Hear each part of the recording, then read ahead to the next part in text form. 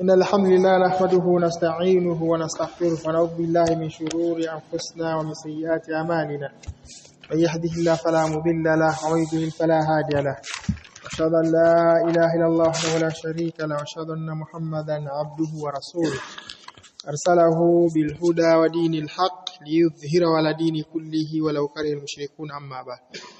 Mashara almuslimin, tumshukuru Allah tena mtukutanisha katika Ijumaa hii tukiendelea na silsila waqa'i tarikhia kuhusu mambo yaliyotokea katika kundi hili ambalo linafahamika kama mwanzo kama Bani Israeli, japokuwa hivi sasa pia wanajiita hivi, au aliyahudia kama dini yao. Kundi hili kama tulivyosema mwanzo walikuwa ni watu wema, kisha wakatoka katika istifaa wakaja wakawa ni watu waharibifu. Kwa hali hiyo wameharibu dunia kwa ujumla na mambo waliyofanya ni mengi mno, na kama tulivyosema katika hotuba iliyopita, utakapoangalia katika makundi mengi ambayo yametokea, mengi katika umma wa Kiislamu na usiokuwa wa Kiislamu, asili ni kundi hili. Tukiwarudisha katika hotuba iliyopita, kwa kundi hili katika wakati wa Mtume sallallahu alaihi wasallam, Mtume alikuwa na hamu kubwa sana na himma kwa kundi hili litakuwa ndio wa kwanza kumwamini, kwa sababu sifa za Mtume wanaziona na kuzikuta katika vitabu vyao Taurati. Lakini kinyume ikawa sio hivyo. Wakawa katika kundi ambalo liompiga vita Mtume sallallahu alaihi wasallam ni kundi hili la Kiyahudi. Na kisha wakaanza taamuru njama nyingi dhidi ya Mtume alayhi salatu wasalam. Wakamaliza, lakini Mtume alayhi salatu wasalam ndio alikuwa rajulu wahid peke yake aliyotia adabu kundi hili. Bali Qur'ani ikaja kutokana na kulisifu ili kundi kwa wasfu ambayo ni dhambi, kulitusi ili kundi kwamba hata kama Mtume sallallahu atakuwa amekaa na mkataba nao, fa imma takhafanna min qaumin khiyana, aizikaje hivi, ukigundua tu kama hawa watu kuna khiana fulani juu ya mikataba, tupilia mbali ule mkataba wao. Mtume alayhi salatu wasalam akafanya muamala na ile kundi katika hali hiyo, akawatia adabu mpaka Mtume alipoondoka, japokuwa walimtia sumu na wakataka kumuua kwa njia ya sumu.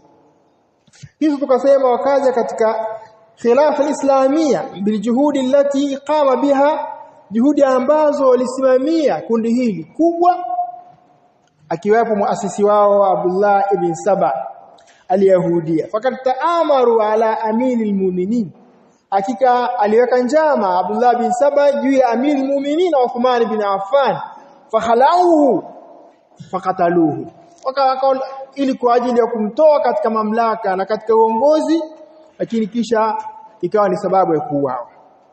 Lakini pia wakataamaru ala amiril mu'minin Umar, pia nifanya njama kubwa juu ya Umar ili kwa ajili ya kumuua, na tayari Umar radhiallahu anhu akauawa na Ubay vile vile.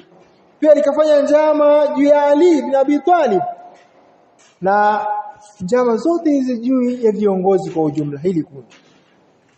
Lakini mal asafa fil jumla fa inna kulla fasadi wa dhalala, kila ufisadi utakayokuta na upotovu waqa fil aqida alislamia, uliokuja katika mambo ya itikadi ya Kiislamu, fali yahudi, mayahudi ndio kundi la kwanza kabisa wanaohusika na kupotosha watu. Fa idha ta'ammalta dhalalata alkhawarij, ukiangalia upotovu wa makhawariji wa bid'atihim na bid'a zao, wajadta anna wara'aha alyahud, utakuta nyuma yake yuko Myahudi ambaye alianzisha hizi fikra kwa kufurisha Waislamu, kuwa huo Waislamu kwa kabairi dhunub, kwamba yeyote akivaana na mazama makubwa ameshakufuru, wakati katika Uislamu lazima kuna nawakidul Islam na kuna kabairi dhunub. Lakini pia katika Uislamu hata mtu akivaana na dhambi kubwa kuna shurutu takfir lazima zitimia na mawani lazima ziondoke, vizuizi. Hizo zote kundi hili hakuna. Yeyote akivaana na kufuru anatoka katika Uislamu na kumkufurisha na kuhalalisha damu yake. Kwa hiyo ukiangalia katika Khawarij vile vile nyuma yake kuna hili kundi. Kwa nini? Kwa sababu muasisi wake ni Abdullah ibn Saba al-Yahudi ambaye aliasisi kundi hili la vile la kishia vile. Na pia ukizingatia kundi la katika makundi ya mashia vile muasisi wake Abdullah ibn Saba al-Yahudi ambaye huyu ndio alioasisi pia vile ima katika mahawarij kama tulivyosema fikra zao kubwa yaghadhabu ashabul kaba'ir adhaban yu'adhibu ashabul kaba'ir adhaban da'iman ajma'u manake wote wakafikiana fakad ikhtalafu hal Ali ibn Abi Talib kafiran au mushrik mtafautiana je Ali ni kafiri au mushrik katika ile kundi. Kisha baada ya hapo kama katika makalati islamiyin na katika al-milal wan-nihal vile wanasema kwamba moja katika misingi ya khawarij mitano mtu atakapotimiza hiyo misingi moja katika misingi hiyo na maana ilikuwa kufurisha watu kwa kabairi dhunub. Na khawariju kullu man kharaja ala al-imam alladhi ittafaqat al-jama'atu alayhi yusamma kharijiyya kila ambaye tayari kharaja ala al-imam atakapotoka juu ya imam ittafaqat al-ummatu alaiha yusamma kharijiyya wakati ikhtalafu kisha wakatofautiana kuhusu je Ali ni mushrik au kafir atakayetoka. Na katika vitabu vya makalat vitabu vya firaq tunazungumzia mambo haya kwa upana lakini kwamba tuzungumzie khawariji kwanza tuzungumzia kundi hili la Kiyahudi. Kisha tukasema ukiangalia qadaria vile nyuma yake iko Myahudi. Qadaria ni kina nani? Humunufatul qadar ni wenye kupinga qadar subhanahu wa ta'ala. Wanasabahu ila bani adam khairuhu wa sharruhu mwanadamu amenasibishwa khairi na shari. Wa anna al-'abda huwa alladhi yakhluqu fi'luhu mja ndio anaumba matendo yake. Wa yutlaqu al-qawl bil qadar ala al-mu'tazila pia al-qadariyya pia vile hata mu'tazila pia wanaingia ala viddi min al-jabariyya. Na kisha kundi hili la Kiyahudi makundi yote katika umma wa Kiislamu kama wanachuoni waliozungumzia utaona Mayahudi ndio waasisi fikra zao. Hata ukiangalia kundi pia hili pia la Khawarij ibadhi ya mfano katika mahawarij katika maibadhi kisha wanaungana hata na Mu'tazila kama Qur'an makhluq Qur'an kiumbe. Ukiangalia asili ya kauli kama Qur'an ni kiumbe inatoka kwa Myahudi ndio aliasisi kauli hii kama Qur'an si maneno ya Allah subhanahu wa ta'ala Qur'an ni kiumbe. Fikra hii ya Khawarij min al-ibadiyya ambao wanaitakidi Qur'an makhluq vile na baadhi ya makundi mengine kama Mu'tazila fikra hii inatoka kwa Myahudi vile. Tayari umma wa Kiislamu unagawanyika katika masala aqadia sababu ni hili kundi. Lakini pia vile makundi mbalimbali hata ya muasir hivi sasa kuna makundi ambayo yanaitwa Shu'iyya kundi la Kiyahudi vile ambayo ndio komunisti vile. Ukomunisti pia asili yake Myahudi. Bahaia Qadiania Makadiani asili yake ni Myahudi. Wajadta anna muhaddithiha al-yahudi hakika mwenye kuasisi ili kundi la Mayahudi fa inna imama Shu'iyya Karl Marx kiongozi wa Shu'iyya au komunisti Karl Marx ayahudi Kadiani na Bahaia min sunna al-Britaniyin kwa sababu waliotengenezwa na Waingereza hao ahdathuha fil Hind walizusha ili kundi India wa Faris wadawi ilaiha wa amalu ala nashriha fil alam al-islami wakaanza kulieneza ili kundi katika ulimwengu wa Kiislamu. Kwa sababu hizi sasa utakuta unaposoma bitamhid al-mukhtasar tu'raf al-asbab allati min ajliha utajua sababu kwa ajili yake Mtume alayhi salatu wasalam alipoamrisha biikhraji al-yahud kuwatoa Mayahudi katika jaziratul arab. Utaona Mtume aliposema katika hadithi mbalimbali kwamba utaona sababu ya Mtume sallama kwamba ya kuotoa hili kundi waliotolewa katika jaziratul arab kama hadithi zilivyo watoeni al-yahudi wa nasara fi jazirati al-arab. Kwa hiyo katika hali hiyo utaona asili ya hili kundi na kuna wakati wanaungana. Sasa kwa hiyo ikiwa hali ni hii na tukasema kwamba kwa hivi sasa Kundi hili baada ya kuwa tayari lilikuwa lina yumba, hakuna sehemu ambayo ya kukaa, limepata sehemu salama sasa ya kuunga mkono. Leo turudi katika nukta za Masjid al-Aqsa, walladhi yabqa, ipi ambayo itakayebaki, Masjid al-Aqsa au al-Haikal. Katika baadhi ya mambo ambayo tunapenda pia kuashiria ila baadhi ta'liqat ila baadhi ijraat al-hukumiyya al-israiliyya ar-rasmiyya. Katika mambo ambayo tunataka tuashiria pia katika baadhi ya mambo yaliyopitishwa na utawala wa Israilia ambayo tayari al-hukumiyya israiliyya. Awalan, jambo la kwanza kuhusu baada ya kukatiwa ardhi mwaka 47 pale sasa wakaanza baadhi ya mambo yao mengine ambayo tutayataja. Moja katika mambo ambayo itikadi yao na itakidi kwamba lazima warudisha haikali yao. Kwa hiyo huwa Masjid al-Aqsa lazima uvunjwe. Kwa hiyo wakaanza nini? Al-hufuriyati tahta al-Masjid al-Aqsa, kuchimba sasa. Kaanza uchimbaji chini ya msikiti. Haithu qat'at al-hukuma al-israiliyya, hakika iliweza kumaliza na kuendelea hakika utawala huo Israilia fiha 10 marahil, kuna marhala 10. Wa hadhihi marhala al-10, katika marhala hizi 10 istafraqa muddati zamaniya, ulipoteza muda mrefu katika uchimbaji wa mashimo, uchimbaji ndani katika mwaka 1976 hata nihaya paka mwisho mwaka 1980 miladia. Wala tazalu al-amalu hufuriyat, bado kazi ya uchimbaji inaendelea, tajiri ila waktina hadha, inaendelea paka wakati wetu wa leo sasa hivi. Wa hiya tastahdif al-usul ila ghaya min ahbat al-ghaya, wanataka kufika katika lengo, katika malengo machafu sana at-ta'muriyya al-yahudia, malengo machafu ya njama za Kiyahudi ala Masjid al-Aqsa, juu ya Masjid al-Aqsa. Wala tastati al-munazzamat al-yahudia kulluha, hawataweza kwamba zile baadhi ya mipangilio na baadhi ya vikundi vya Kiyahudi vyote antukama biha, kusimamia kazi pekee yake. Wa hiya tafrighu al-ardh tahta al-masjidain litarkihima qa'imain ala faragh liyakuna urdatan للانهيار السريع بأي عمل التخريب أو تحت اهتزازيات الأرضية الطبيعية أو صناعية. Kwa hiyo moja katika mambo ambao wasimame hiya tafrighul ardh, kutenganisha ardhi hii. Kwanza itenganishwa tahta almasjidain, msikiti wa Masjid al-Aqsa kupatikana misikiti miwili, ipatikane miwili ndani na juu. Litarkihima qa'imain ala faragh, wacho msikiti mnaoona umesimama kama ulivyo lakini umetenganishwa, liyakunu urdhatan lilihiyari sari', ili unapochimba huko chini sasa, chini kuna maandaki, chini kuna mashimo mengi ambapo kuna masahati yaliyoandaliwa, mnaona juu msikiti upo lakini kumba huko ndani chini kabisa umeshaishi. Hiyo jambo la kwanza.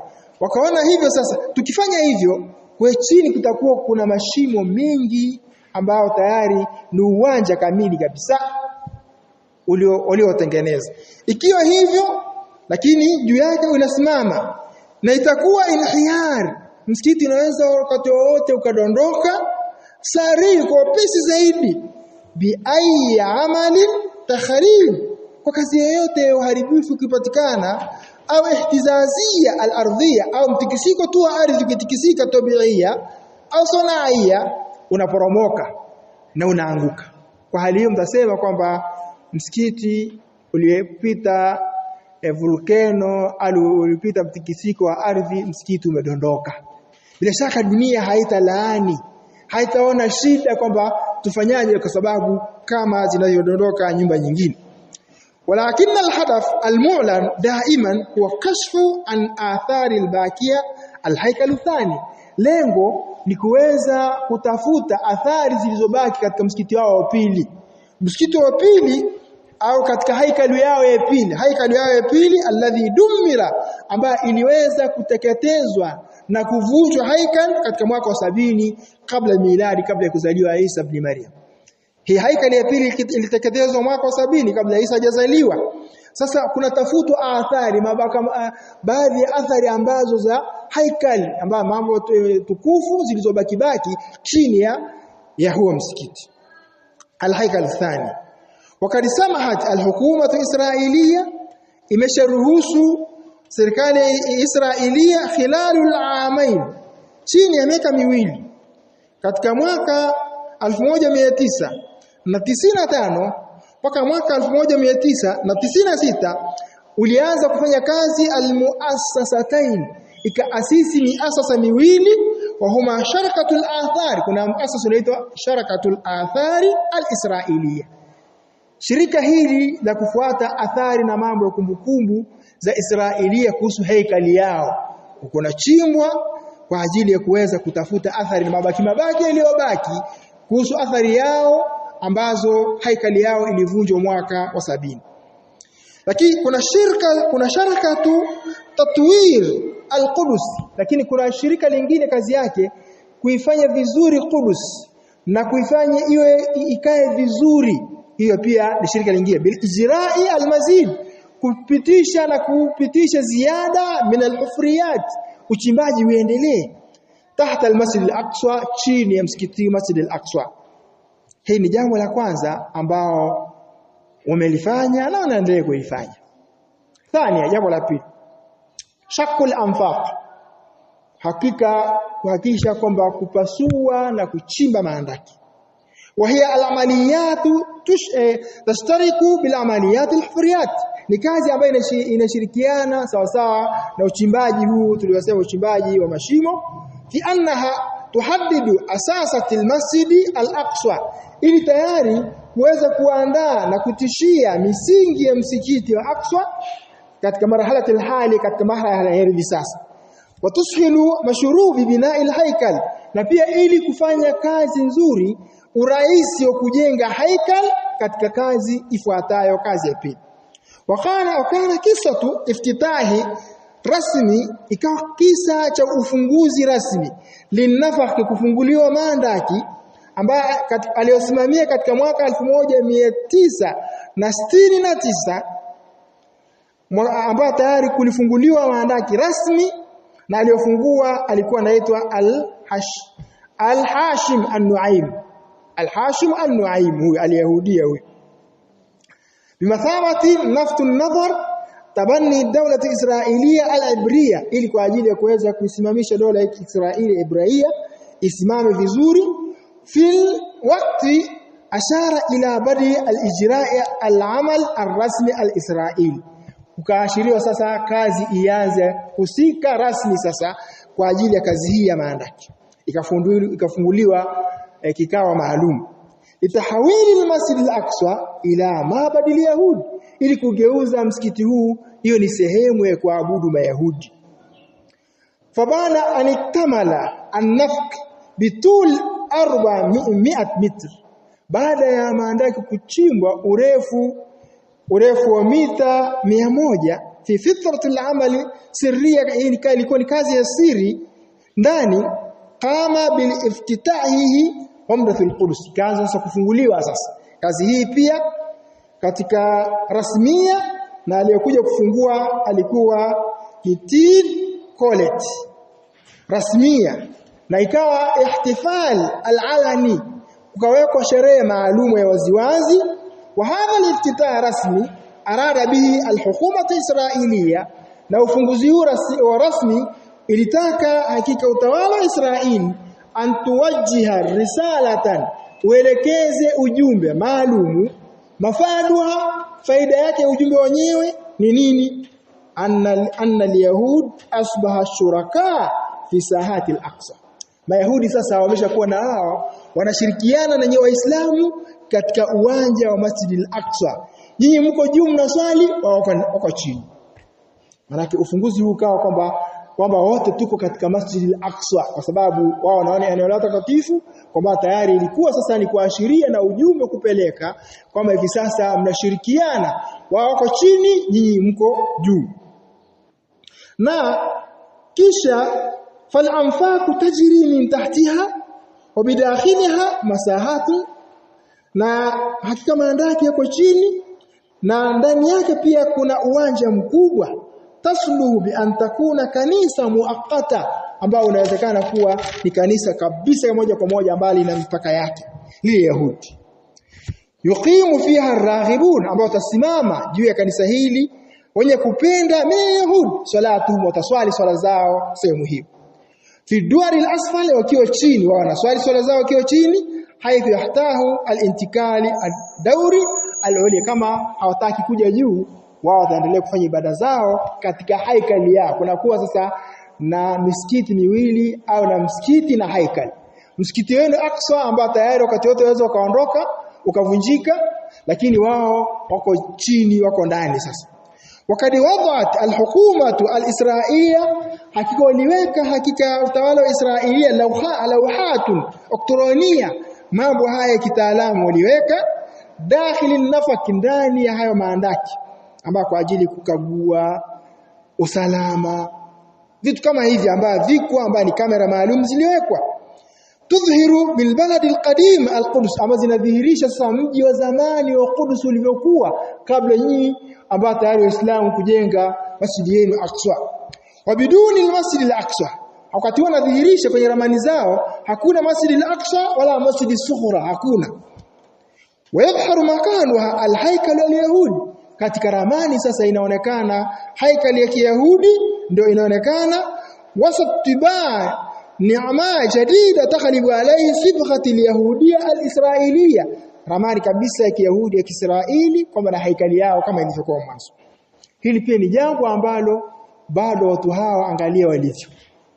Thalitha, jambo la tatu, anna suwar al-lazil baina al-muslimina wal yahud, hakika wakaweka suwar ukuta ambao unatenganisha kati ya Waislamu na Mayahudi. Sasa Falyahudi yuhayyuna liyawmin atiya, Mayahudi wanajiandaa kwa siku inayokuja, tataajjaju fiha mashair, ambayo tayari siku yenyewe italeta hisia mbalimbali, takhtalifu fiha masail wa tafajjiru burkan alghadab, na tayari yazakana masala yakawa mbalimbali na asira zikawa zimekumba dunia, na wale alaqadia, wale wenye itikadi inda ashabul kutub samawiyya thalatha, wale ambao tayari wanaamini vitabu kutoka mbinguni, vitabu vitatu. Uvunjaji wa Masjid al-Aqsa na tayari kuhamishwa na kufanya hivi, maana yake tayari kuna hasira, na watu wote kama tulivyosema huko nyuma wanaangalia al-Quds kama ni sehemu takatifu. Sasa wanajiandaa siku hiyo. Je, dunia itakapoona tumevunja, hali hisia ya Waislamu itakuwaje? Na Waislamu wanasema ni ya kwao. Bila shaka kuna haja ya kufanya maandalizi mazuri kwa ajili ya siku hiyo, kama ili kusipatikana mambo fujo zaidi. Alladhi taktumuhu ukhdhubatu salam, ambao kuna mkataba wa amani ambao tayari unaficha habari hii.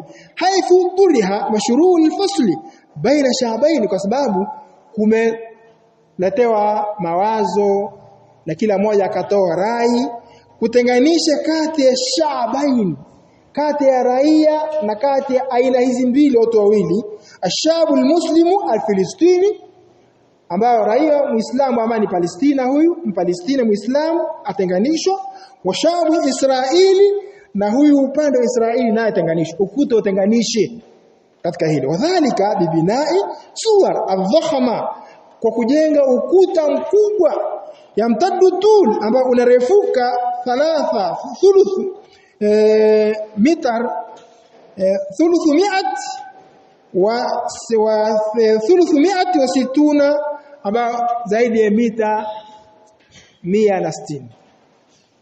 Kisha irtifaa na urefu pia, hana upana, maana tul urefu kwenda hivi. Ima upana wake pia una mita 3 amtar, upana wake mita 3. Mita 3 upana.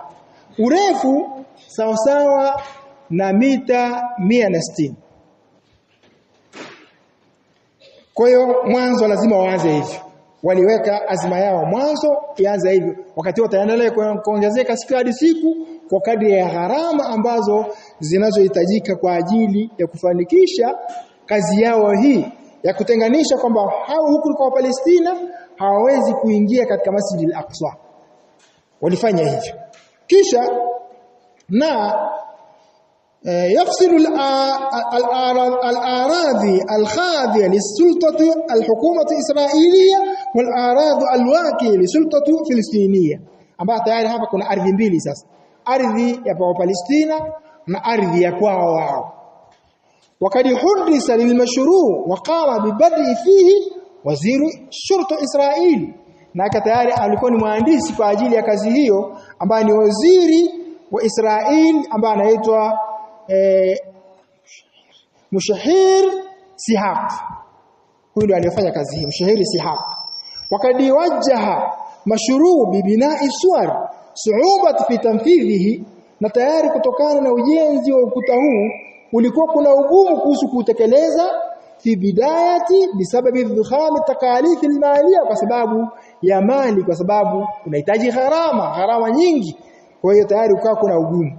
Walakinna kalada, lakini kama kawaida lam tuksar alwilayat almutahida, hakuweza kuachilia jambo hili Umoja wa Mataifa al-Ameriki hukumatan wa shaban wa taifa lao na watu wao kwa ujumla fi dami hadhi al-mashru' al-khair, kuhusu kudumisha na kusaidia kazi hii ya khairi. Bal innahu ta'ahada, bali Amerika iliahidi Wilayat Mutahida bi ayatimma tanfidhahu kamilan, itimizwe upitisho kazi hii ujenzi wa ukuta kamili bitamwil Ameriki khalis, kwa Amerika kabisa moja kwa moja yeye ataweza kusaidia kuanzia mwanzo mpaka mwisho wa ukuta huu.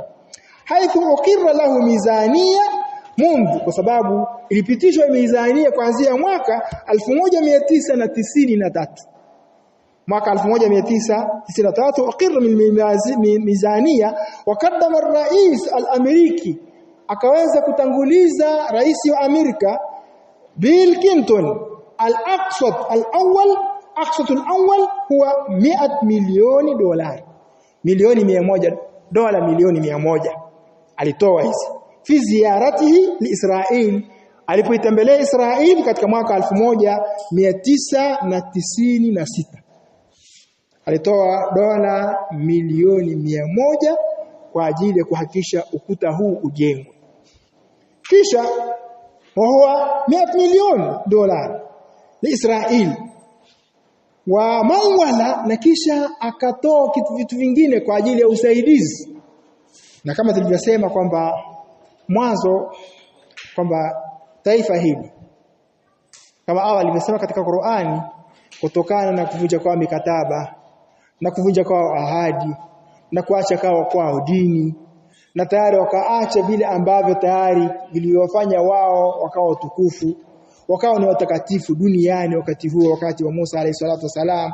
Baada ya kuwa wao walikuwa kiteswa, Allah akataka kuwaokoa na kuwanyanyua waonekana kama pia na wao ni wanadamu kama wanadamu wengine duniani. Hii sasa likafanya wao wakahurika na hilo, kisha wakaendelea sasa kwenda kinyume na vile walivyoahidiwa. Na hali hiyo sasa wakaacha kile ambacho ndio sababu ya wao walikuwa utukufu, kama alivyosema Umar radhiallahu anhu, a'azzana Allah bil Islam wa mahma a'azzana Allah bil Islam wa mahma ihtazza bi ghairi al Islam adallana Allah, au kama qala a'azzana Allah bil Islam, Allah ametupa nguvu sisi kwa sababu ya Uislamu. Wa mahma aradna, wakati wote tukitaka usio bi ghairi al Islam, sio kwa Uislamu tondo utukufu, adallana Allah atatudhalisha. Wao wakaacha Uislamu ambao alikuwa nao Mtume Ibrahim alayhi salatu wasalam, kwa sababu wao ndio wanajinasibisha naye. Kwa sababu Ibrahim tumesema ndio aliyemzaa Ishaq, na Ishaqa ndio akazaa Yaqub ndio anaitwa Israeli. Yaqub akazaa watoto 12, watoto hao 12 wakawa wanajulikana kama Banu Israeli. Asili ilianzia hapo.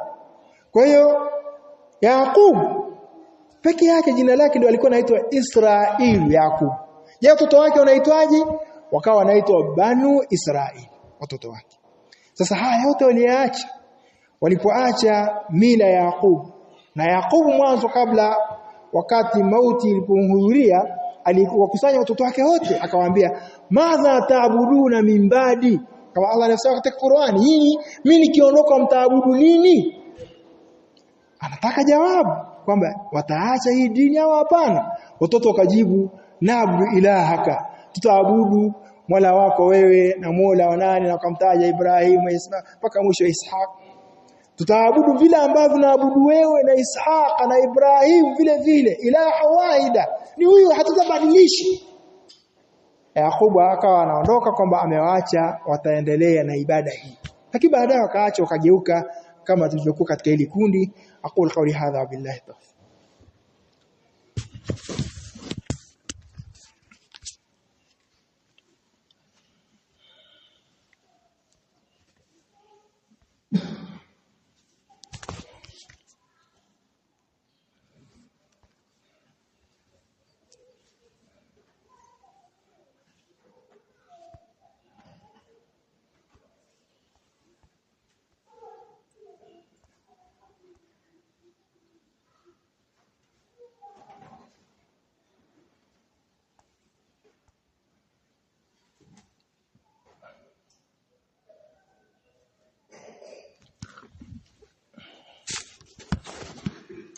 إن الحمد لله نحمده ونستعينه ونستغفره أما بعد. kundi la Israeli au Banu Israel au al-Yahudia na njama zao baada ya kuacha swala. Yakubu alitaka kuhakikisha kwamba wataacha dini waliokuwa nayo Yakubu. Yakubu baba yake Ibrahim tumesema alizaa watoto. Alizaa mtoto kwa mke ambaye anaitwa Sara, akazaa mtoto akaitwa Ishaq. Akazaa mtoto kwa mke anaitwa Hajir, mtoto akawa anaitwa Ismail. Ismail akawa ndio mkubwa, Ishaq akawa ni mdogo. Ibrahimu akawa na sehemu mbili. Yuko Palestina, yuko ambayo sasa Hijazi ambayo ni Makkah. Kwa sababu wakati Ibrahimu kabla ya kuasisi na kujenga msikiti wa Al-Kaaba, tunakugeuka kuwa sehemu takatifu, wakati walikuwa Palestina. Sasa katika kutoka kwake Palestina kuja sehemu hiyo, mwisho akaja akamwacha Hajir katika sehemu ambayo ni bonde kama Qur'ani ilivyosema, sehemu ambayo hakuna watu wenye kuishi, sehemu akamwacha. Wakati anamwacha na katoto. Sasa wakati ameitwa na Allah anaenda Palestina. Hajar alipomuona kwamba unatuacha vipi Ibrahim? Allah, kama hadithi ilivyo, Allah ndio amekuamrisha, ndio Allah kaniamrisha. So kama Allah ndio kaamrisha, basi Allah hawezi kutuacha sisi tukaweza kuteseka. Hajar akawa katika sehemu hiyo ngumu, hakuna maji, hakuna nini, hakuna watu, vitu kama hivi. Kisha wakati akijaribu kuangalia watu na kutafuta kati ya Safa na Marwa, hizi visasi zinaitwa, anaenda kule kuna watu, hakuna. Anaenda kule aona watu, wakati anaenda kwa ajili ya kumtafutia angalau apate watu, mara watu wa kwanza kuita katika msafara kutoka Yemen, ndio watu wa kwanza kuja. Na ndio maana kusoma katika nini kwamba watu wa Yemen sasa kadhi yao maalum, kwa sababu ndio msafara wa kwanza watu wa Yemen mara wanapita baada ya Ibrahim Hajir kurudi sasa kutoa mara 2 mara 3 mara 4 mara 7, mara Allah amlikamleta Jibril, mara maji ya Zamzam yakaweza kupatikana sehemu ile. Kisha watu wakaona wapitaji, wakaomba nao pia wanahitaji pia kwamba hii sehemu yafaa kujenga na inafaa kuishi. Wakamwomba Hajir kwa sababu ndiye kwake anayoimiliki, sasa akawaruhusu, wakaona kuna haja na tayari Hajir akawa na watu. Kwa hiyo Ibrahim akawa na sehemu mbili sasa. Kuna Hajir ambaye yuko katika hiyo sehemu ambaye ni Hijazi sasa au Makkah, na Palestina kule anaenda. Palestina kuna Sara ambaye ndiye mke wake mkuu. Hapa Hijazi ambaye ni Makkah sasa hivi ambaye kuna Hajir. Kwa wakati huo Ibrahim katika hizo sehemu mbili yuko Makkah anaenda kule yuko Palestina. Wote watoto sasa. Maka kuna mtoto anaitwa Ismail ambaye ndio asili ya Mtume wetu Muhammad sallallahu alaihi wasallam. Kisha Palestina kuna mtoto anaitwa Ishaqa ambaye katika Ishaqa kama alivyosema Ishaqa Yaqub, nyuma Ishaqa atakuja Yaqub. Yaqub huyu sasa kisha baada ya Ishaqa, baada ya kukua na nini, Ishaqa akamzaa Yaqub Palestina. Sasa Yaqub akazaa watoto 12 ambao ndio wanaitwa Banu Israil. Ndio hao tunazungumzia watu hao. Kwa dini yao ilikuwa ni dini gani? Dini ya Kiislamu aliyokuwa nayo Ibrahim, aliyokuwa nayo Yaqub, na pia vile vile katika mitume mbalimbali, lakini mwisho wakaacha sasa dini hii. Sasa tukirudi katika amaliyatu, katika kazi ambayo ya hawa Mayahudi hivi sasa, kwamba kuchimba maandaki. Tunasema uchimbaji maandaki, kisha wakaja kuhusu kuchimba vile vile hufriyat, kisha wakaja katika kutenganisha ukuta vile vile. Na ukuta huu kama tulivyosema ukawa sasa gharama zake ni kubwa, wakawa sasa Amerika Wilayatul Muttahida lazima iweze kusaidia. Na kama tulivyosema alitahadharisha rais wa Amerika wa mwanzo Abraham kuhusu kundi hili, kwamba kama hatutaangalia hili kundi, Amerika itageuka, itakuwa sisi ni watumishi wa Mayahudi. Na sisi tutakuwa kwa ni ng'ombe mwenye kukamuliwa. Amerika sasa hivi kweli imegeuka. Yeye aliona kwamba inawezekana kabla ya miaka 200 tutakuwa tayari hali imegeuka. Lakini hali imekuwa tofauti. Kabla ya miaka 200 Amerika imegeuka kuwa ndio Myahudi mwenyewe, ama anamsaidia kimali, anamsaidia kuuwezo, anamsaidia kila kitu. Na pia anamsaidia pia hata Kiislamu kuua watu wasiokuwa na hatia, watoto wadogo na vitu kama hivi. Hili kuna wala halina shafaka wala huruma. Sasa ukuta sasa wakutenganisha. Haithu ukirra lahu mizania, msema katika mwaka 1993 qaddama ar-rais Amerika Bill Clinton aliweza kufika katika ziara yake, akatoa dola milioni 1 katika ziara yake kwa ajili ya kuweza kuhakikisha ukuta huu ujenge. Kisha wamangwala aidan amaliyati tazwiri suwar, pia ukuta uweze kupambiwa na kuzidishwa, kupatikana daraja 18 vile vile zijengwe vizuri. Kisha watairatu istitla biduni tayar, hata ndege zile ambazo zinaweza kutembea pasina dereva pia ikabidi kwamba itolewe hiyo. Watualliku ala midari al-layli wan-nahari fawqa suwar, ambazo zitakuwa tayari kwa ajili ya kuweza ulinzi wa ukuta ili uendelee kuwepo hivyo. Waajihiza, na pia baadhi ya vyombo vingine vile vile kwa ajili ya kuweza kuchunguza kamera na nini likashfi, kwa ajili ya kuweza yeyote ambaye anaweza kufanya mutasallim ima ni Bani Israili nani Palestina, kwa ajili ya kukaribia ukuta atakuwa anaonekana kwa vyombo vilivyowekwa. Na Amerika akafanya hivi usiku na mchana fauka suwari, juu ya ukuta. Na kama anna suwari tukarriru tazwijuhu biha, kisha ukuta ukaletea vitu mbalimbali, bawabat elektronia, vyombo vya kisasa, tamnau ai ala ambao unazuia kitu chochote ambacho kinaweza kusogelea ule ukuta kinajulikana. Kama ni mtu yeyote ataka kusogelea au chochote kinajulikana.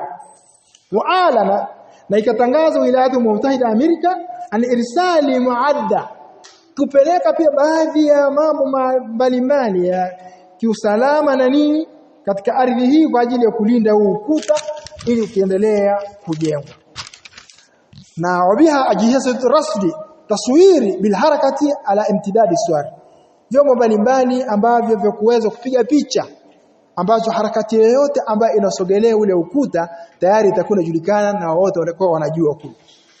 Wasawidu al-amwal al-amerikian, pia Amerikani pia inaendelea pia kutoa mali nyingi Amerika kupa Israel bi 206 taira, ndege kama 206 vile vile. Na hizo pia helikopta na nyinginezo katika muraqabati ala sahati al-mahit biswar, kwa kulinda juu ya uwanja ambao unazunguka ukuta mzima kwa ujumla. Walladhi sayuhawil al-manatiq ila Filistina, sasa inageuka sasa sehemu ya Palestina kama tulivyosema, ardhi si ya kwao, ardhi ilikuwa ya Palestina, hawana sehemu ya kuishi.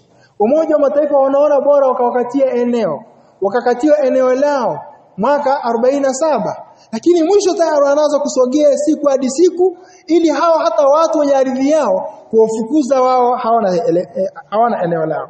Kisha alfistia ila mutaqil kabira yuhramu almuslimina fi ardh muhtalla. Sasa ukuta huu kajengwa sasa na ukao tayari waislamu sasa ukuta wao na ardhi yao imeshachukuliwa kwa asilimia kubwa, ili waislamu, kwa sababu katika itikadi ya Uislamu kama tulivyosema, tunaitakidi sisi tuna misikiti mitatu mitakatifu. Misikiti mitatu mitakatifu. Kuna Masjid al-Aqsa ambao ndio tunazungumzia huko Palestina. Kuna Masjid al-Kaaba, Masjid al-Haram ambao uko al-Kaaba. Kuna Masjid an-Nabawi, msikiti wa Mtume sallallahu alaihi wasallam. Kwa Waislamu wanaitakidi wao sehemu zao takatifu tatu katika misikiti yao. Msikiti wa kwanza, msikiti Masjidu Baitul Haram. Kuna masjidu ambao pili ambao msikiti Baitul Maqdis ako Palestina msikiti huu. Kuna msikiti wa tatu ambao msikiti uko Madina. Na Muislamu kama hadithi zilizokuja, Mtume akasema la tushaddu rihal illa la thalatha masajid.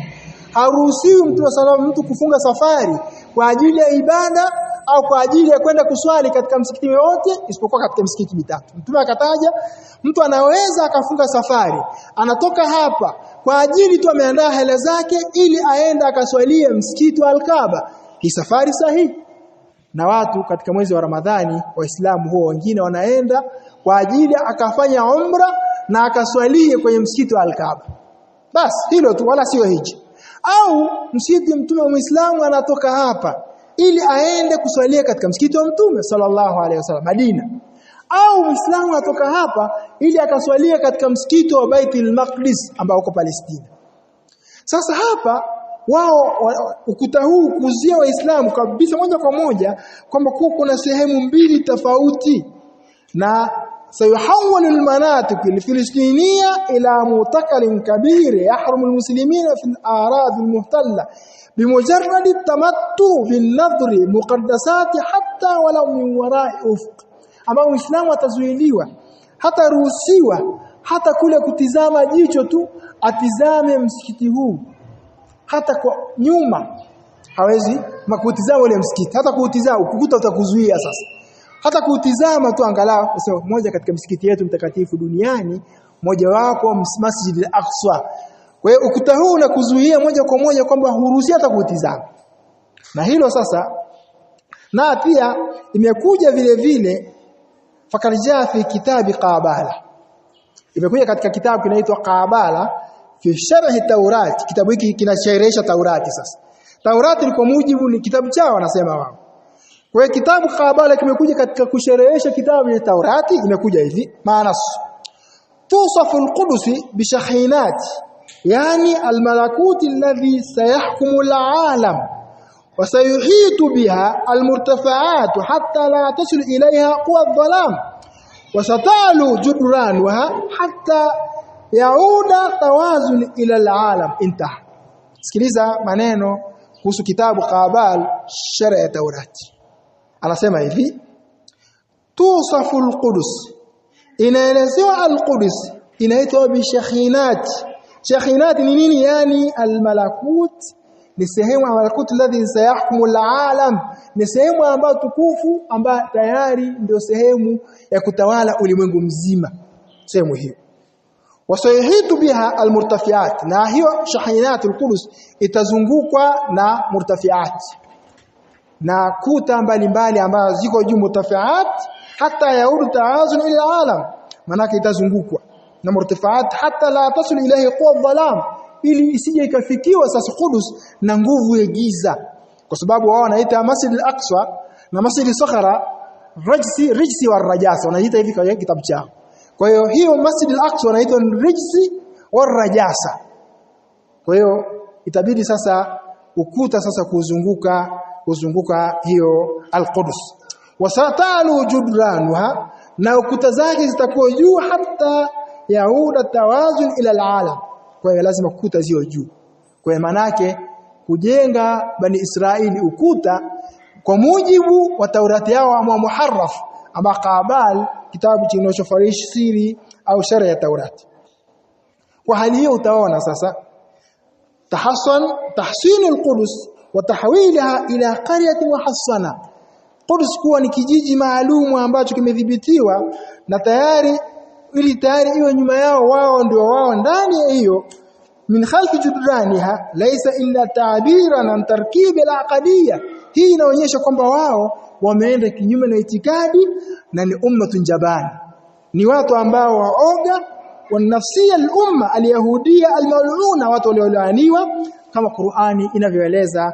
Wa sadaqa Allah idh yaqul, na Allah amesema ukweli aliposema la yuqatilunakum jami'an illa fi qura muhassanatin aw min wara'i judur ba'suhum bainahum shadid tahsabuhum jami'a wa qulubuhum shatta dhalika bi'annahum qaumun la yaqilun. Qur'ani inasema inaelezea kwa mujibu wao. Allah anasema la yuqatilunakum jami'an.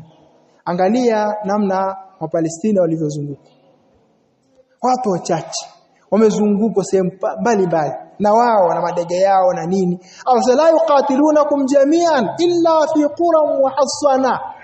Wao hawezi kupigana na Waislamu ana kwa ana mpaka wajifiche qura muhassana, wajifiche katika kijiji qaria, kijiji ambacho ni muhassana. Muhassana maana yake kimezungukwa na kuta kama walivyojenga. Illa fi qura muhassanatin au min wara'i judur, au nyuma ya ukuta, na ukuta ndio huo ambao kama wanavyojenga.